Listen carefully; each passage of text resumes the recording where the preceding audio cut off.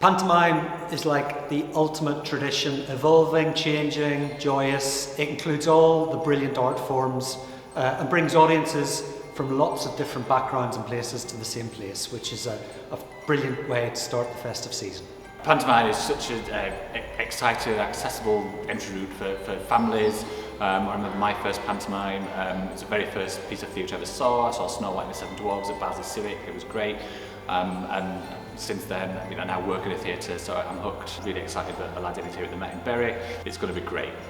So my favourite thing about Panto, especially in recent years, has been the camaraderie between the cast and the crew. We all have a great time, it's a good laugh, it's a good experience.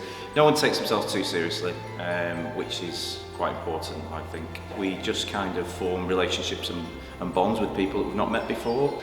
One of my first Panto memories was at the Devonshire Park Theatre in Eastbourne, which is where I grew up, was of the Dame Ian Good, who was the pantomime dame that year in Jack and the Beanstalk. And Ian, in a roundabout way, has become a really good friend of ours, so we're off to Worcester this year to see him in Panto there, where he's directing. But I owe Ian, I suppose, a lot for why I'm doing what I'm doing today, why I became an actor, and also why I'm producing fab work at the Met in Bury. So I think my earliest panto memory was from when I was about 8 or 9. I can't actually remember what pantomime it was, but I know it had the Chuckle Brothers in it.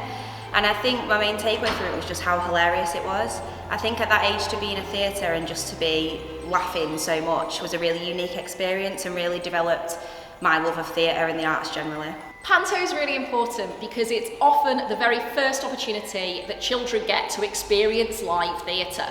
And the really unique thing about Panto is that it enables young people to see all of the different aspects of theatre as well. There's acting, there's often dancing, there's a lot of singing, there's opportunity to see comedy. It's also really interesting as an engagement tool as well when you're working with different communities, because Panto is such a heritage, specifically English art form, that when we're asked to maybe talk to recent arrivals or people that don't know an awful lot about this country, pantomime's a really good way into explaining some of those customs and traditions.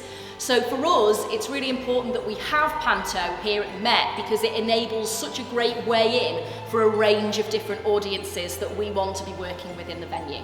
When I'm not running a pantomime company, I research pantomime at the University of Staffordshire. And one of the things that I'm really interested in is how pantomime keeps changing and evolving to include new communities and more diverse communities. And here in Bury, we have people who've come from all over the world to see our pantomime. We've got 2 of our cast met in Israel. It's so wonderful to bring this tradition, this very British tradition, to new and diverse audiences. I love Panto because it gets me in the mood for Christmas. I think a lot of us are super busy at this time of year, and I think the wit and the comedy of Panto helps us sort of relax into that festive period and wind down and feel good ahead of Christmas.